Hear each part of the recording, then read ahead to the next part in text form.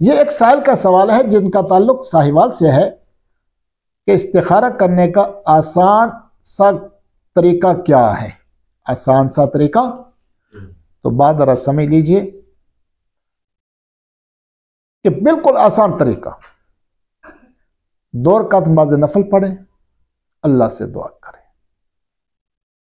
अपने उस काम के बारे में जो करना चाहते हैं। फिर दिल जिस तरफ माइल हो जाए करने के बारे में तो उसको कर लें, और ना करने की तरफ दिल माइल हो तो ना करें। बस यह इस्तिखारा है। उसके बाद सोना कोई लाजमी नहीं, रात होना कोई लाजमी नहीं, पाक बिस्तरे पर लेटना कोई लाजम नहीं, ख्वाब देखना कोई लाजम नहीं, ख्वाब के अंदर चिट्टी काली सबज सफ़ेद ऐसी कोई चीज़ लाजमी नहीं है देखना। ये लोगों के बनाए हुए मन घड़त किस्म के तरीके हैं, जो कि लोग धोखेबाज हैं, फराडी हैं,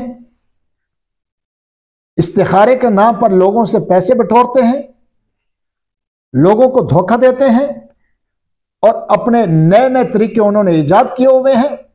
जिस वक्त तक वो ये ड्रामाबाजी नहीं करेंगे, लोग उनको पैसे नहीं देंगे, लोग उनके धोखे में नहीं आएंगे।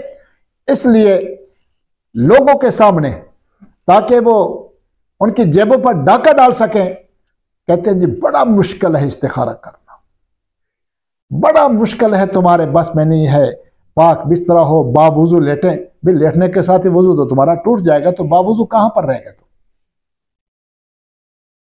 ख्वाब के अंदर ये देखना ये सब ड्रामेबाजी है, इसकी कोई हकीकत नहीं है, सिर्फ दिल का मेलान काफी है। मैं एक वाक़या सुनाया करता हूँ। हज़रत मौलाना मोहम्मद अशरफ अली थानवी नव्वरल्लाहु मरकज़हू, एक आदमी उनसे बैत होने आया। हजरत ने फरमाया इस्तिखारा कर लो।